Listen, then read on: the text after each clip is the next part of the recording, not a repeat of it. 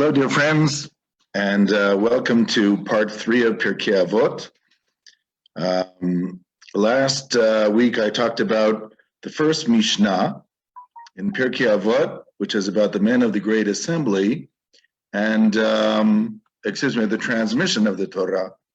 And today I actually want to finish the first Mishnah, sort of like trying to understand the statements of the men of the great assembly. Now, in order to say that, I think I have to give an introduction to my understanding of Mishnah. You see, specifically the time of the men of the great assembly, and this is also reminding everybody that the whole first chapter of Pirkei Avot is talking about the transmission of the Torah. It's giving a historical overview from the time of Moses at Sinai all the way to the end of the pairs and to the time of Rabbi Yehuda HaNasi, who is the redactor, the editor of the Mishnah, who actually starts off chapter 2. Not all of Pirkei Avot is historical in that sense, but chapter 1 is very historical, talking about the transmission of the oral Torah specifically, and that's why it stops at the beginning of chapter 2 with Rabbi Yehuda HaNasi, who is the editor of the Mishnah, and the first attempt to bring the oral tradition into written form. And so it's a document by itself, chapter 1. The second thing that needs to be understood is when we talked about the transmission of the Torah, we talked about this movement from the prophet Moses to Joshua, who is a political leader and a prophet, to the judges, the Zakanim and the judges, who are more political leaders than they are prophets. But then you have a movement back into the times of the prophets, and then the men of the Great Assembly, who only in the first few years of the existence of the Great Assembly, at the beginning of the Second Temple period, did you have 3 prophets among them, the 3 last prophets of Israel, Haggai, Zechariah, and Malachi. And afterwards, you have scholars. So you have a total movement in the time of the men of the Great Assembly from prophets to scholars. And this is where the Mishnah now goes into its explanation, because of course the oral tradition is about scholars more than it is about prophets. It's the written Torah which is about prophets, and the Mishnah which is about scholars. Having said that, there's something about the Mishnah as being an early document of the oral tradition, and many of the names still living during the time that the Second Temple was standing. There's something about this period, this transition period from, let's say, from the time of the Temple to the time after, where there is a residue, I would say, of the prophetic, what I call intuition. And this is something which you can find in the Mishnah too. There's something very intuitive about the Mishnah, very symbolic about the Mishnah. I think everybody who studied Talmud realizes this, that in Talmudic thinking, as opposed to, let's say, Western thinking, in Western thinking, you go from the general to the particular. This is already from the time of Socrates and Plato, where you have, I would say from the time of Aristotle, when you have the syllogism. And in the syllogism, you have a general principle, a particular principle, and then you try to deduce something new through the particular and the general. So you can say all men are mortal, Socrates is a man, and therefore Socrates is mortal. So the syllogism then is trying to deduce something from a general statement. In Mishnaic thinking, it's exact opposite. Mishnah always starts with the particular, and the particular is the reflection also of the general, but they don't always give you the general idea. For instance, if I took the laws of Yom Tov, so the Talmud in the tractate of Yom Tov, which is called the Tractate of Beitzah, starts What would happen in a particular case if a chicken laid an egg on Yom Tov? Now, this is such a particular case, it's surprising that the Mishnah would start with such a particular case. Trying to understand, if a chicken laid an egg and it wasn't here before Yom Tov, is it muktzeh? Is there a rabbinic problem here that you're not supposed to use it on Shabbat? Without going into the halachot, which are related to this, it's obvious the Mishnah starts from the particular and assumes that you understand the general clause, or you will understand the general clause. The same thing you find in the laws of Nezikin, that it talks about Arba Avot Nezikin, as if there are four general clauses that have to do with damages, but each one of them is a particular case. Hamavev, Hamavir, Vehashor, etc. They give you particular cases, exactly what they are. If it's somebody who is using fire, or if it's an ox that gored, or if it's a human, or if it's a pit, these are particular cases, which the particular represents the general. So the Mishnah is thinking very symbolic, which is halfway between prophecy and general logic, because usually logic is less symbolic and prophecy is more symbolic. So Mishnaic thinking in general, the symbols are very important. That's why when we try to dissect the Mishnah, and if the Mishnah says 3, 5, 10 things, we have to understand why they said only these 3, 5, 10 things. For the simple reason, let's take the Mishnah now at hand without further ado. So, if you remember last time we read, Moses received the Torah from Sinai and gave it to Joshua, and Joshua to the elders, which includes the judges, and the elders to the prophets, and the prophets gave it to the Anshe Knesset Hagdolah, the men of the great assembly. Now, the men of the great assembly, of course, is the first high court in Israel, which predates the Sanhedrin. Of course, Sanhedrin is a Greek word, so you can understand that it predates it. And according to the Babylonian Talmud, there were 120 members. According to the Jerusalem Talmud, there were 85 members. But in any case, we're talking about a very large assembly. Some speculate, as I said, that 70 of them were the actual judges, and others were leaders, whether political or spiritual, of the community. And it says they said 3 things, which is a very strange statement. If you have an assembly which lasted for 200 years, what does it mean they said 3 things? This is what you have to understand about the ethics of the fathers in general, and possibly about the Mishnah too. When it says they said these 3 things, it means that this is something which characterizes the purpose and the goals of the men of the great assembly. You'll find that even in individual names, when they say that they said these things, it's something which will characterize these people. And there sometimes you can actually help understand their statements by learning about them and reading about them, both their lives and what they said, and then you'll understand how it characterizes them. But these are not just particular statements. They're also statements that reflect something about whoever or whatever is relating these statements. So if the men of the great assembly are this missing link between the end of the time of the prophets and a world which is without prophecy, but which is with wisdom, and the Mishnah is that connection, so we have to understand this statement of the men of the great assembly. So it says they said 3 things. Hevu mitunim badim, which means be very deliberate and very slow in delivering judgment. Hemidu talmidim harbe, you have to create many disciples and many students. Vasiu siag la Torah, and put a fence around the Torah. Now, the simple meaning of this, of course, is that now that there is no more prophet to consult, and it's all about understanding the Torah through wisdom, and understanding the Torah through its principles, and understanding Torah through its precedents.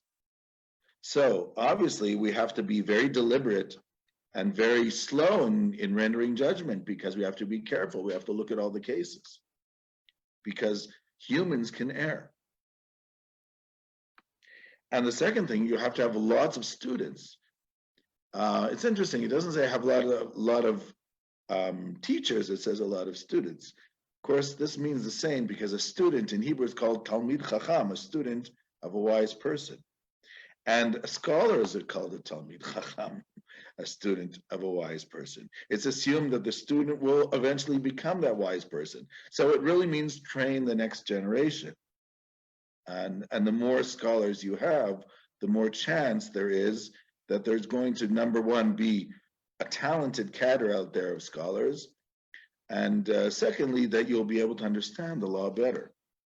And they put fences around the Torah because, again, now that there are no, the Torah has to be protected now. The more we move away from the time of the giving of the Torah, and especially from the prophetic era, the more the Torah has to be protected. Now, there are various ways, if we understand that these statements are not just statements, first of all, this is a statement in general about an era which is moving from prophecy into wisdom. But there are many ways of understanding these statements too, because I told you the Mishnah itself is very intuitive. And we find that in actually a lot of Mishnayot, not just in Pirkei Avot. And therefore, I would like to give you some examples of this. And the first examples I'm going to give are brought in the commentary of Rabbi Yehuda ben Betzalel of Prague, who's known as the Maharal. Actually, the Maharal of Prague, if you go to Prague today and you go to Prague 1, where the municipality is, the old municipality of Prague, there's a statue of the Maharal right there from the 16th century. And under the statue it says Reish Lamed Beit, which is Rabbi Lev. Lev was his, I guess, his general name.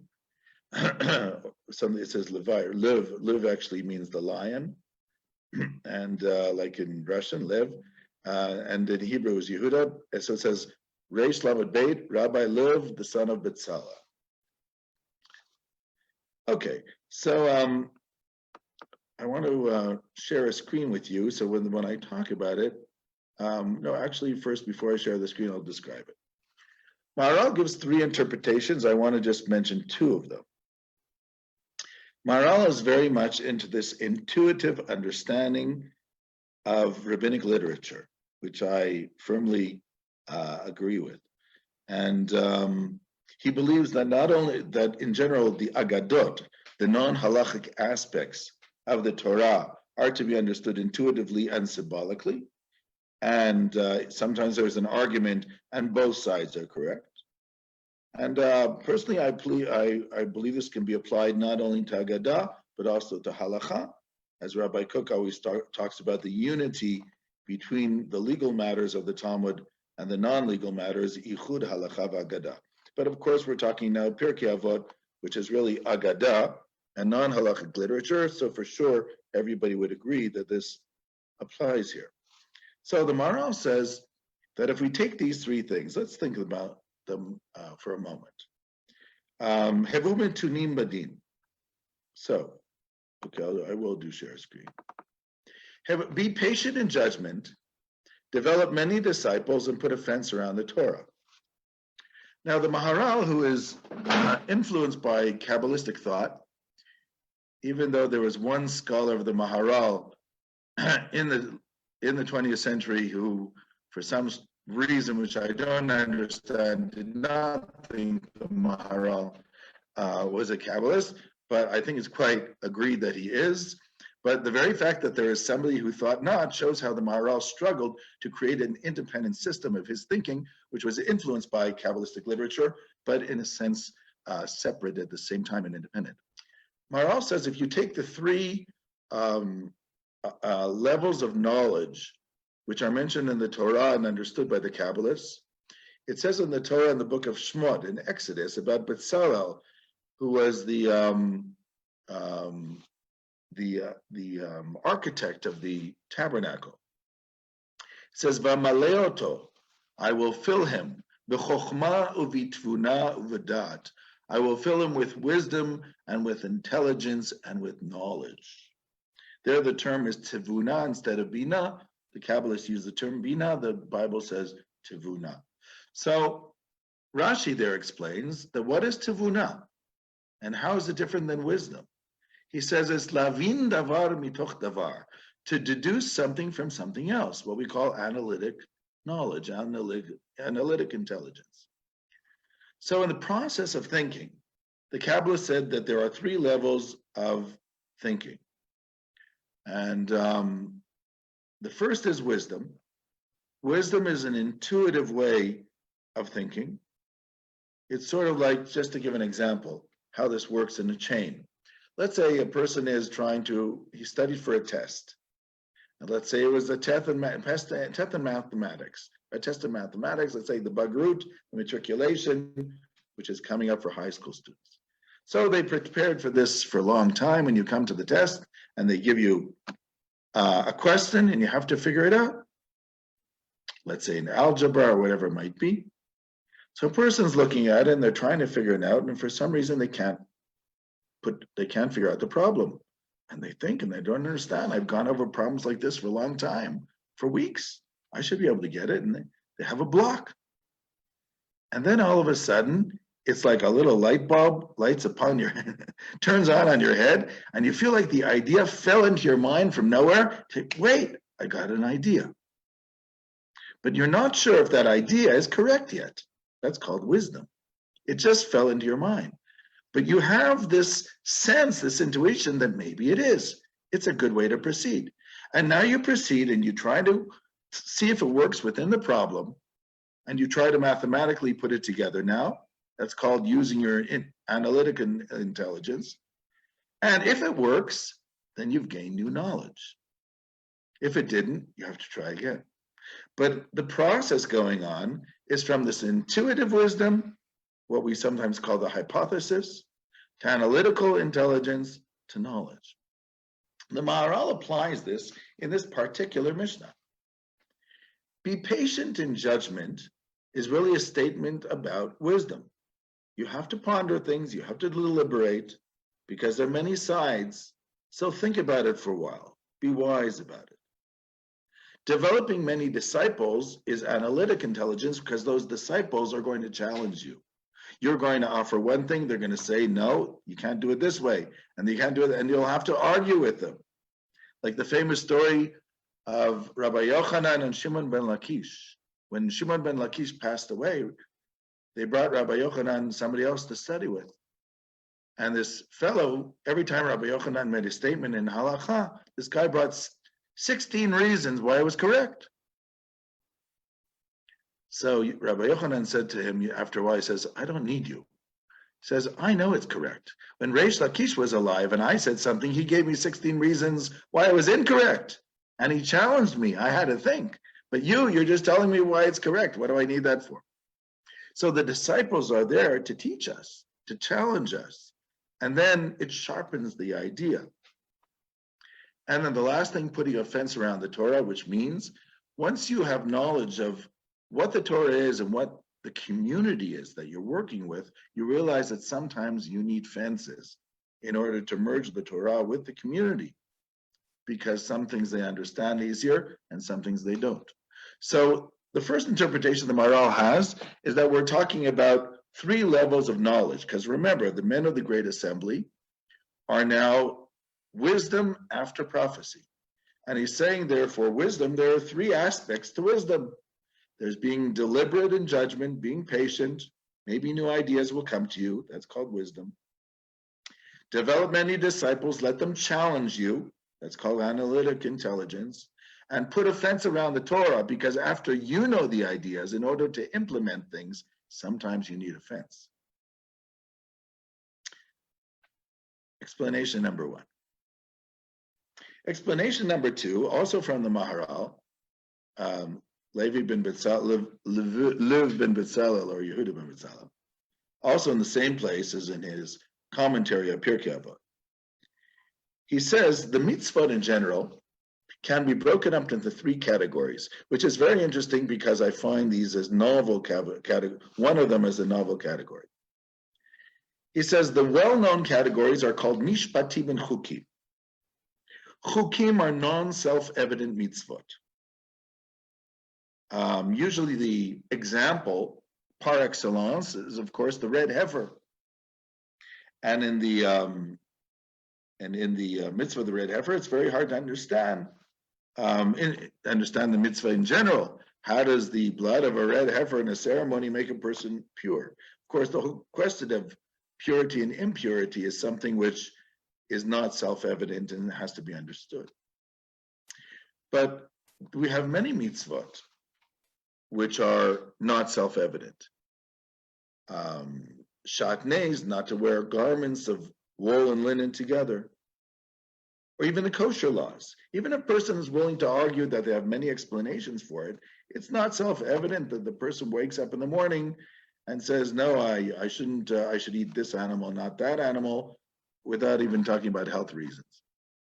And it's not self-evident the person wake up in the morning and say that, okay, let's keep Shabbat once a week with 39 categories. But others could argue, yeah, Shabbat is something which I can give you explanation why it's good to have such a day of rest. But it comes after the fact. The self-evident mitzvot, of course, are not to murder, not to steal, not to commit adultery. So even here, of course, we need the Torah to ground us and to anchor us, because people can rationalize anything. But this is the well-known division of the mitzvot, and the Maharal talks about it, between self-evident mitzvot and non-self-evident, what we call moral mitzvot, or sometimes the mitzvot between man and man, and the non-self-evident, which sometimes we call the mitzvot between man and God. That is my addition. The Maharal, for some reason, does not bring that. But then the Maharal brings a third category. And the third category says the mitzvot, which they are on the one hand like the chukim, they're not self-evident, but the truth is, on the other hand, they're like the mishpatim, because when you think about them just for a while, you can get it, right? You can figure it out. He claims that there's a halfway. I've never seen this claim before, so I find it very interesting. He claims there's a halfway between the self-evident and the non-self-evident, which he calls mitzvot, just like that, commands just like that. He says they need a little understanding. Now, the only comparison I could find was the Talmud in Baba Kama, which splits up the mitzvot into three categories: between man and man, between man and oneself, and between man and God. Because the Talmud says, "Man dabai lemeh v'chasida." If a person wants to be saintly, so they give three options: leilaf mili de brachot. You should study the laws of blessings, and blessings are between man and God. Option number two, leilaf mili de nezikin. Study the laws of damages, which are between man and man.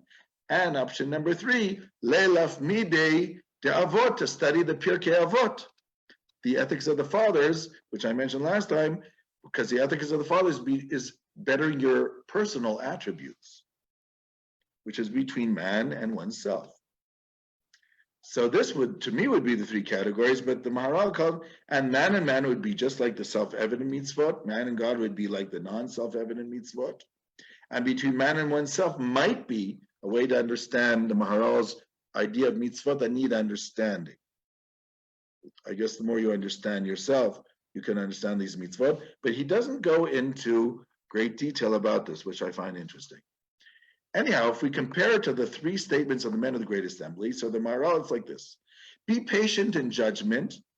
He says the word in Hebrew is dinim, and dinim are laws, and usually refers to the laws between man and man, which are self-evident.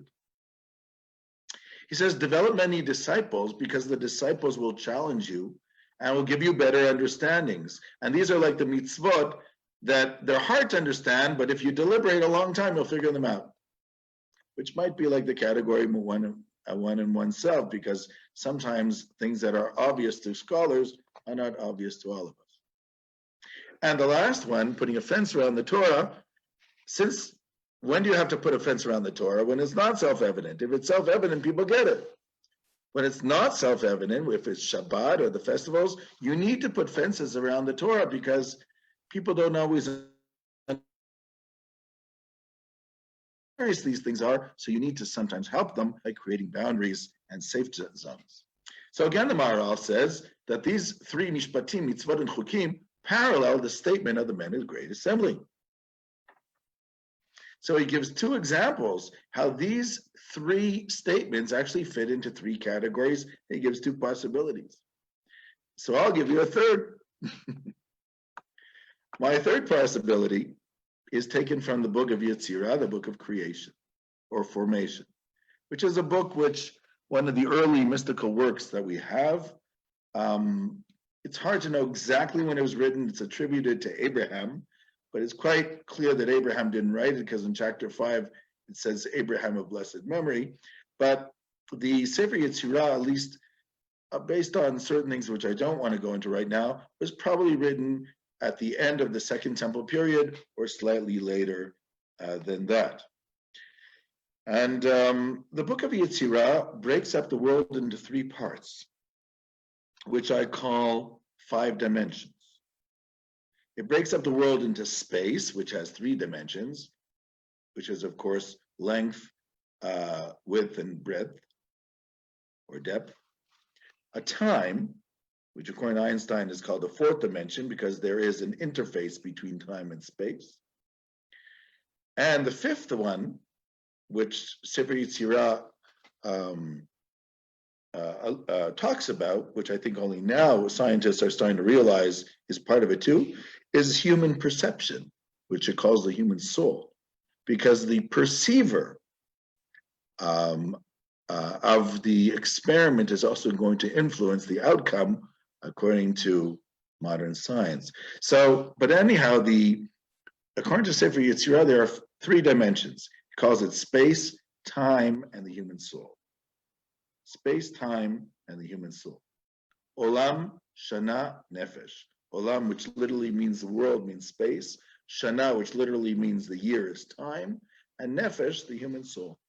You can also say that the 3 statements of the men of the Great Assembly, and this is the first thing that came to my mind, might mimic these 3 things. Be patient in judgment is a question of time. Give it time. And during that time, you can think about it more. Develop many disciples, that's lots of people, because the more people are involved, more human souls, the better chance you have. And putting a fence around the Torah almost sounds like a spatial idea. It's not exactly, but it's keeping people away from breaking the command. But just by calling it a fence, a siag, it sounds like a spatial idea. So this was something to me that I thought was another category. Now, why are these categories important to understand? Because it's ways of trying to understand the intuitive thinking of the Mishnah, because the Mishnah is intuitive. So by bringing models which we are familiar with, whether models from the Bible and Kabbalah, or whether models from rabbinic literature, or even models from early mystical literature, like the book of Yetzirah, these models will help us understand the Mishnah. And that's why they are important to understand. There's also an extra model to understand these 3 models, but I don't want to confuse you today. So basically what I wanted to do today is explain that the men of the Great Assembly were trying to create a model of understanding what this movement is from the time of prophecy to the time of wisdom. And it's saying, in general, be patient in judgment, develop disciples, put a fence around the Torah, because now we don't have the prophets, and we have to do this correctly. But as the Maharal pointed out, and I added a third one too, that if you actually try to discern and dissect these 3 statements according to known models, which in Jewish thought, whether a model in the human mind, wisdom, analytic knowledge, and regular analytic intelligence and knowledge, or whether the breakdown of the mitzvot into mishpatim, mitzvot, or chukim, or man and man, man and oneself, and man and God, or understanding of the world through time, space, and human soul, each one of these can parallel, in a sense, these statements. So these statements are lending themselves to models, and in my humble opinion, it's on purpose. I don't think this is superimposed, and I will talk about this more in our future discussions. Shalom, shalom.